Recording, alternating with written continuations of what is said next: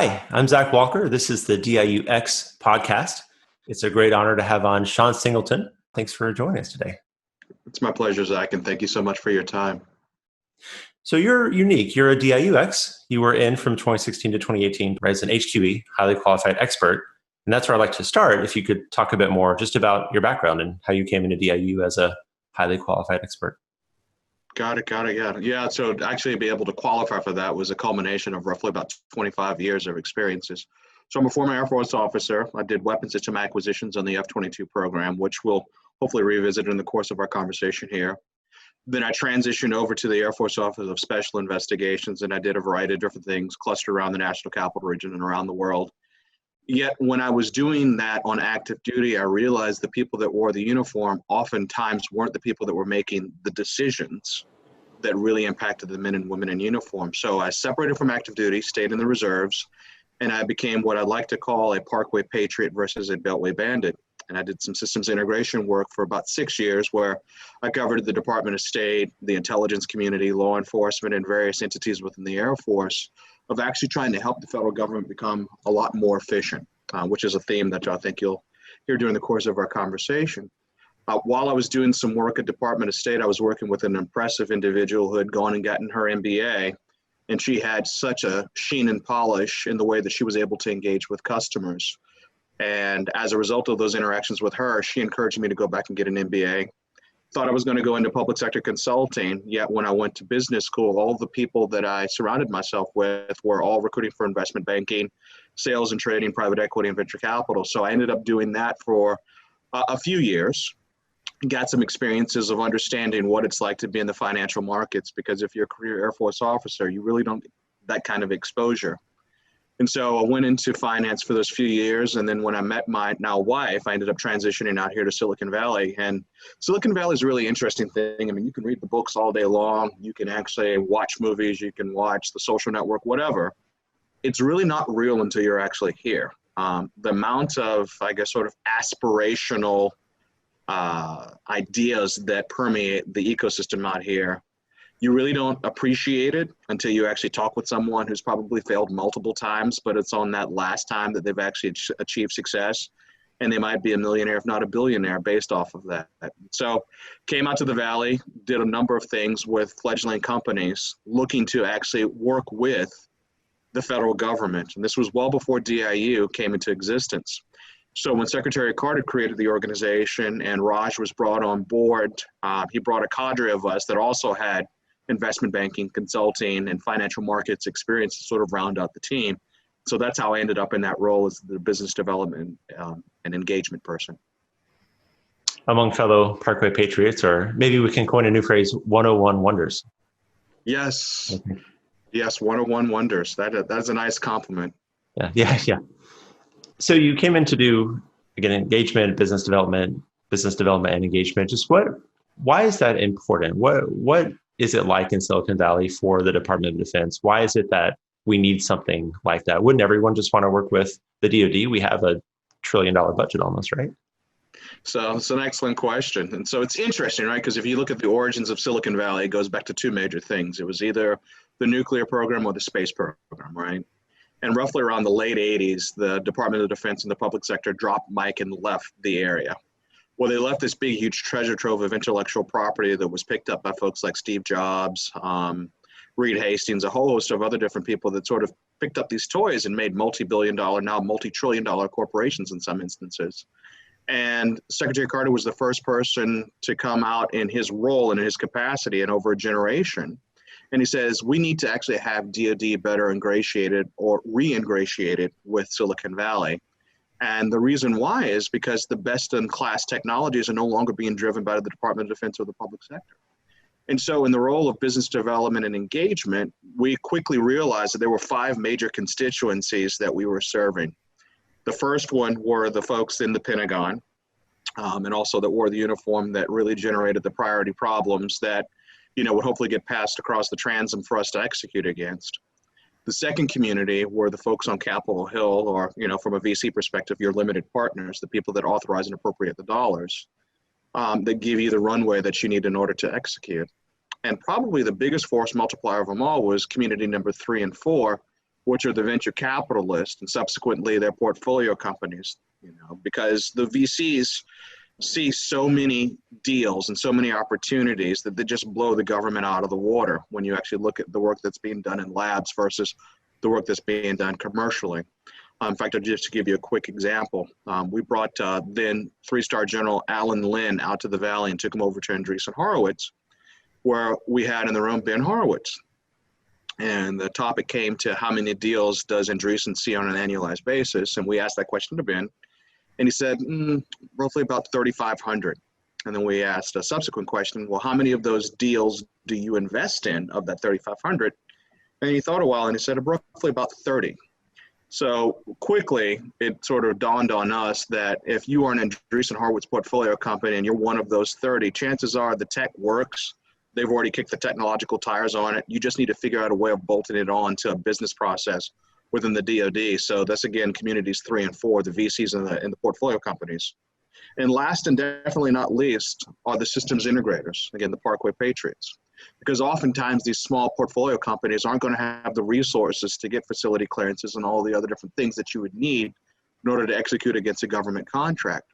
But what better way of actually helping the systems integrators by partnering with these portfolio companies that can actually make them look a lot more technologically relevant in the eyes of their government customer, and also helps de-risk a potential acquisition by one of these companies. So you're going to probably see a lot more activity where you're going to see some systems integrators working with some VC-backed companies that will eventually get acquired based off of some of the work that they're doing on behalf of the federal government.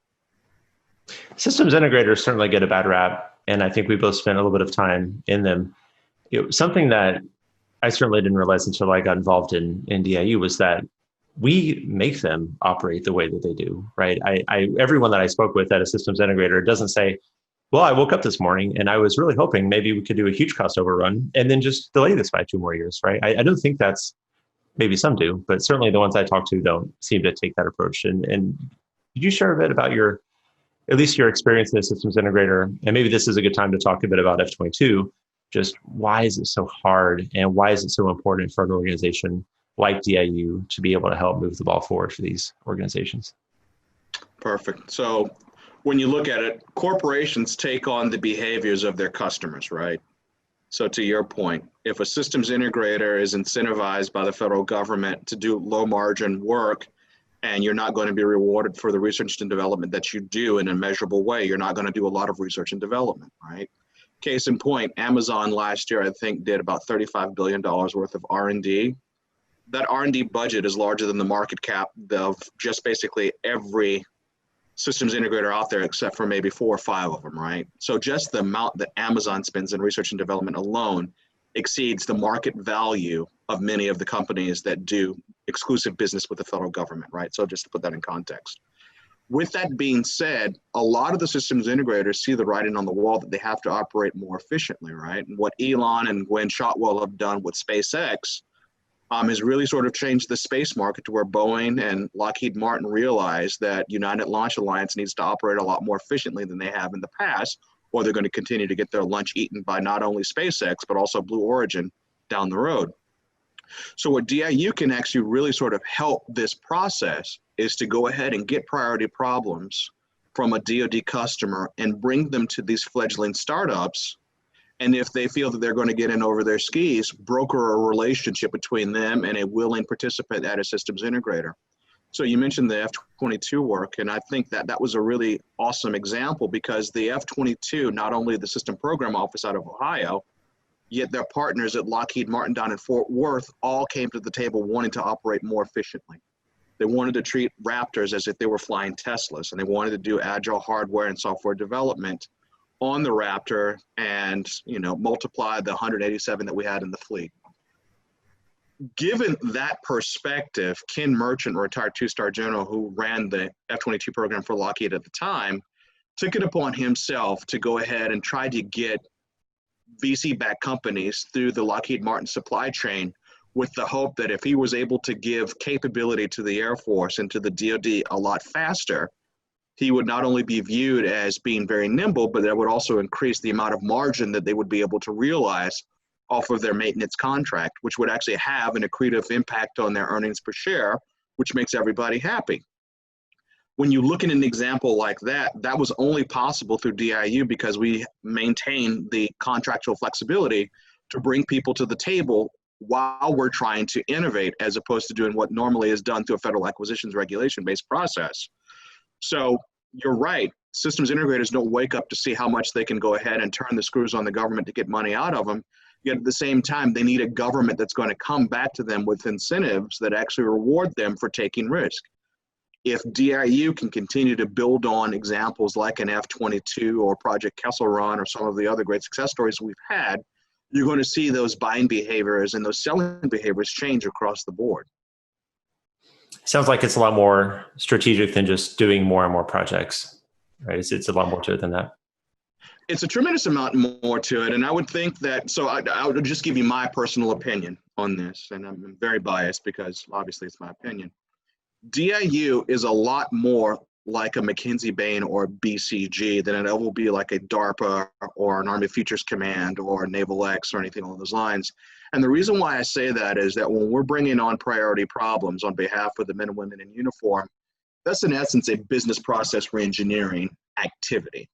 Once we sort of tease out all of the layers of the priority problem and what success looks like, and then we go off and try to find a solution or technology or capability that matches that, you've in essence re-engineered a business process that oftentimes is inefficient.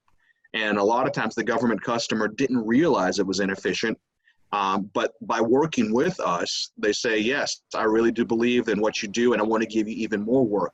So that's how the Project Kessel Run work ended up dovetailing into the Cobra Dane work that ended up leading into the F-22 activities, right? And so if you take on solutions or projects that actually dovetail on the horizon to sort of a grand strategic vision, you have the highest probability of success, at least based off of, the track record I was privy to in my time, working directly at DIU.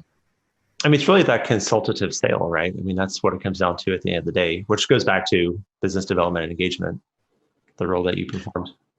Well, absolutely. And I know that we're trying to take on some, strategic projects for SAF-AQ, DIUx, Army Futures Command, and the Army ASALT organization. And I would suggest the best way of actually trying to take on those projects, as opposed to having a grab bag of things that we've done or, in essence, a greatest hits, go in and ask what are the priority problems that they have? What does success look like at the end of their tenure?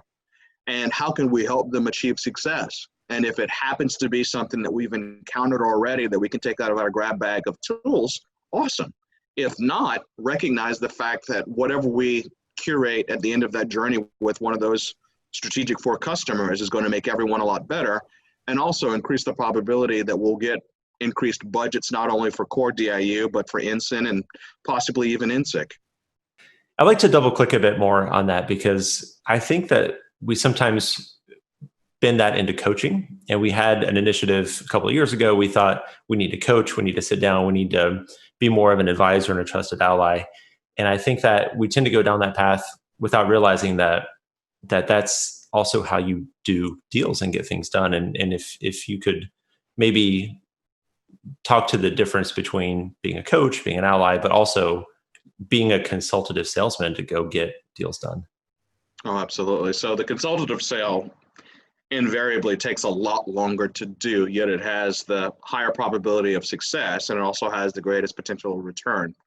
When we went through that coaching phase, the way I look at it is that coaching was almost like a Dr. Phil kind of a session, to where you were just going to sort of like talk about a problem, but not necessarily try to get to a solution.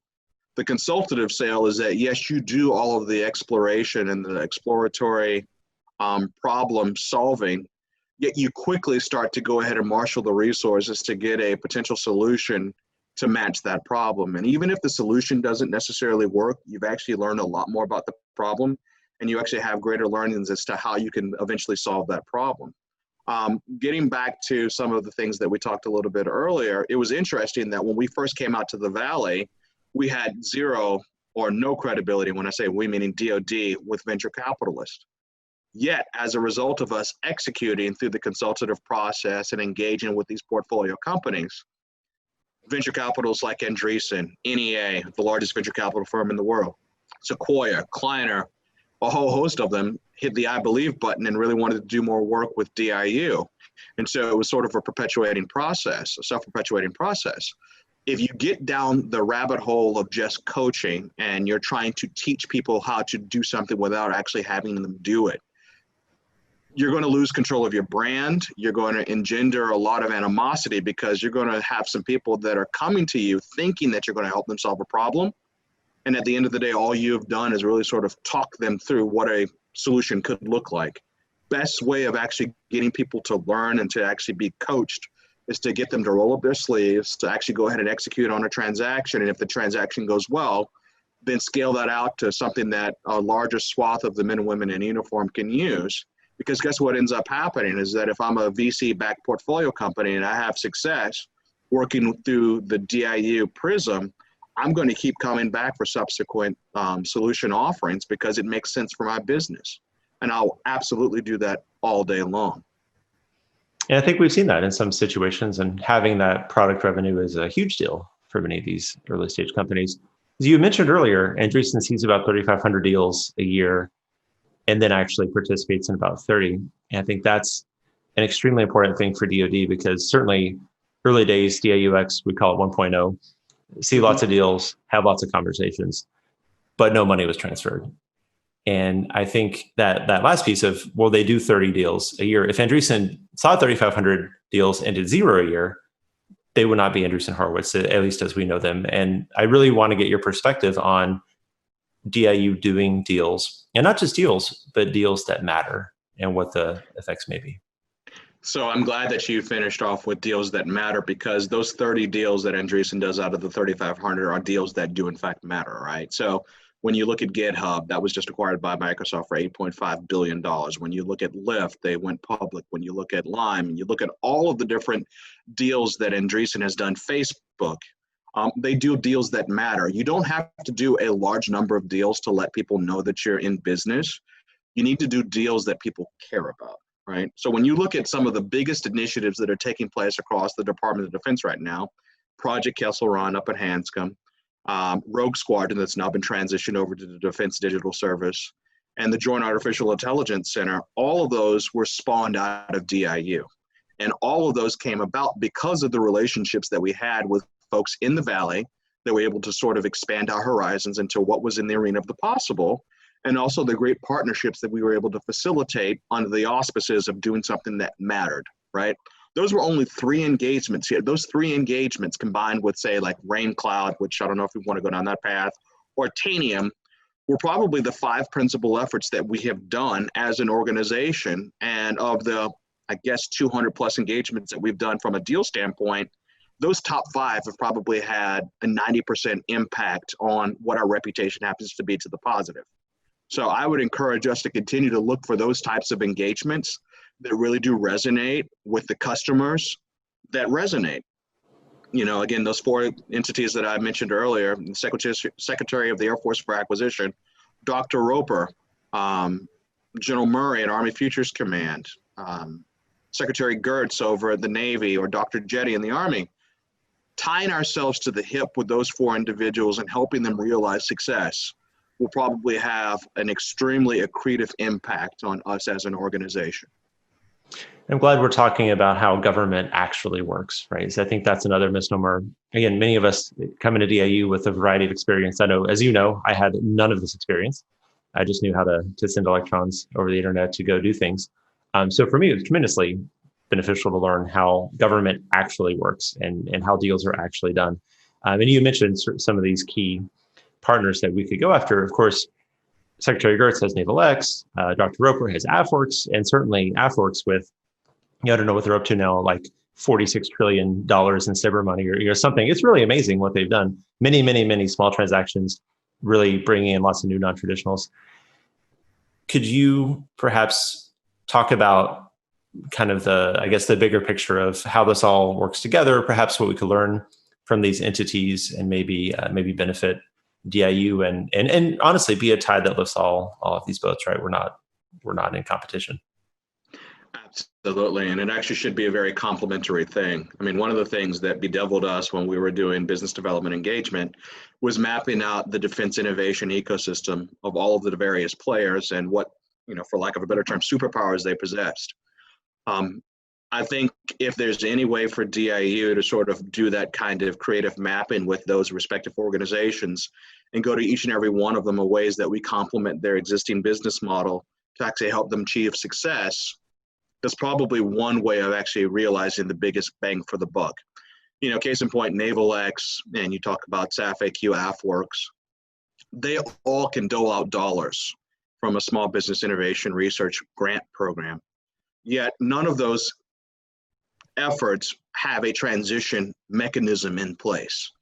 The thought is that if you throw enough money at a problem, that you will eventually get a solution. And unfortunately, getting back to the R&D that the government spends versus what the Amazons, the Apples, and the Googles, and the Microsofts do, they're spending dollars for a business impact. It's not to see if something's technologically feasible. It's to see if something's technologically feasible that's going to drive a bottom line, that's going to increase revenues, that's going to increase a market cap. Since the government doesn't operate under that, we operate under mission effectiveness, enhanced capability. And so the more that we can go to these organizations and say, we're going to help you channel these dollars to effective partners that have the highest probability of scaling to something that can address the needs of your service or potentially the Department of Defense, is probably a win-win for everybody. Yet the consultative sale process in this case is going to be a twofold, because it's no longer just about doing deals at this stage. You're actually negotiating a strategic partnership between DIU and these organizations. And that's probably going to take a lot longer than the actual negotiation of any one transaction or any one engagement. Yet it's worthwhile doing that, because each and every one of those organizations can go to Capitol Hill independent of us and pound the table and request additional dollars for a joint collaboration with us more than we can ourselves. And so if there's any way that we can figure out a diplomatic way of fashioning a complimentary statement for all of those organizations, and where we make them better by partnering with us, the higher the probability of success. Sounds almost like you're talking about a comprehensive business process to bring together the rest of this DoD innovation ecosystem.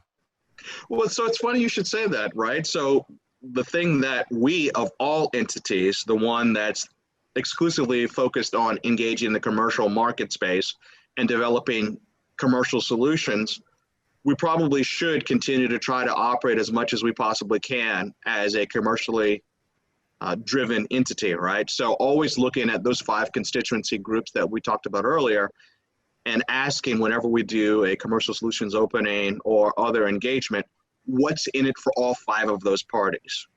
And if we ask that, and the projects that have the highest score on a, for lack of a better term, a 5 variable scale, those are probably the projects that we should do above all others, because those are the ones right there will allow you to live to see another day with greater resources, that allow you to hire more personnel, that it will eventually allow you to operate with greater degrees of freedom, right?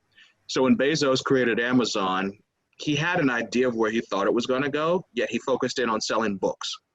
He was always a space geek. He knew that he would one day like to do Blue Origin, yet it wasn't a guaranteed thing. Amazon Web Services happened because they had all of this data storage space that they were using in order to give people books, right? So being able to realize as you go and you build out your enterprise that if you're doing something that's providing value to an end customer or an end user, you're going to unlock value and open up a lot of doors that might not be, available to you when you initially start out. Yeah, that makes a lot of sense. And being willing to change and pivot, and even if we don't have an X at the end of our organizational name, still doing experiments and trying different things, right? Absolutely. In fact, the business model is always experimental because things will continue to change, right? So the new defense primes are Amazon, Apple, Alphabet/Google, Microsoft, and you're seeing that in the cloud space. You're going to see that in the cyberspace. You're going to eventually see it into a lot of hardware, intensive systems. So the more we operate in accordance with the way that those companies conduct themselves, the higher the probability we're going to have of getting them to sort of be good collaboration partners for us in advancing the aims and the missions that we want advanced. And it feels like DIU is really uniquely positioned to do that. And I feel like it was somewhat buried with everything happening in the world. But this headline, the first public Google contract that made the news between Google and the Department of Defense, which certainly is a relationship that has been fraught with peril, but also tremendous opportunity, made the news because it was a DIU contract. Like, we did it. Like, we made news awarding to Google. And I don't think understanding really what that means. The entire Department of Defense, right? It wasn't SBIR.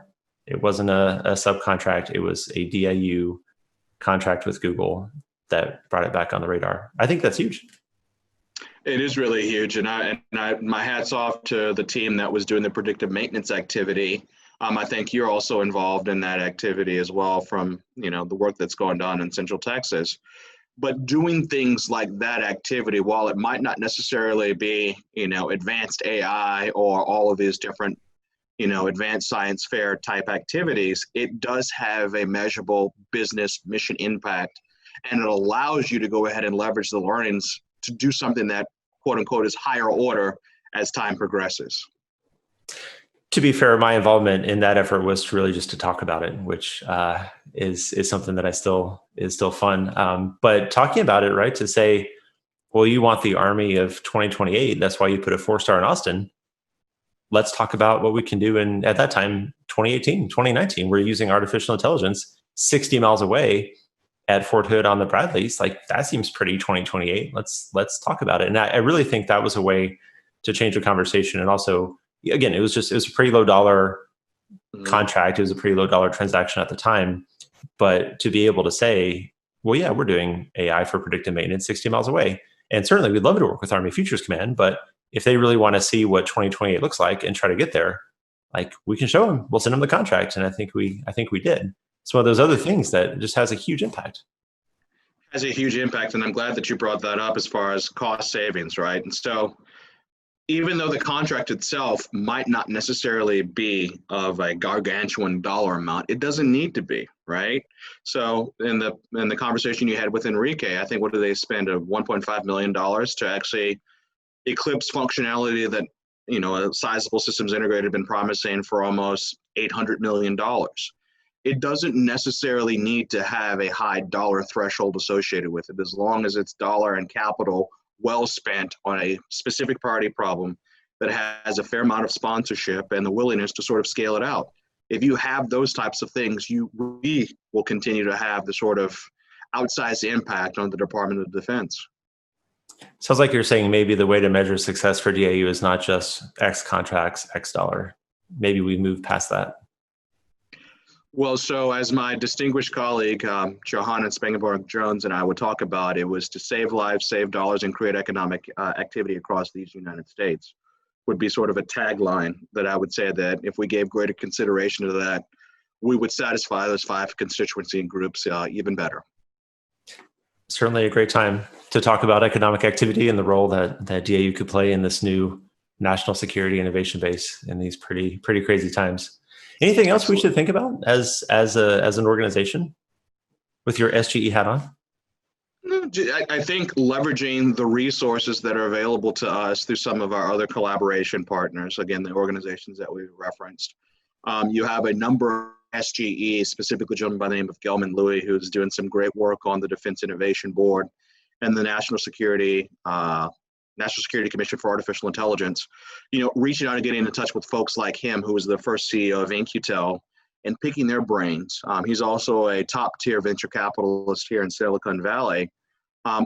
There are people that have driven down this road before us, and the more we glean the lessons learned from people like Gelman and others out there, the easier it will be for us to continue the track record of success that we've established over on our 5 years in existence. History doesn't repeat itself, but it certainly rhymes, right? It does. Well, Sean, thank you so much for what you've done, and thank you for joining us today. My pleasure, Zach, and thank you so much for your time.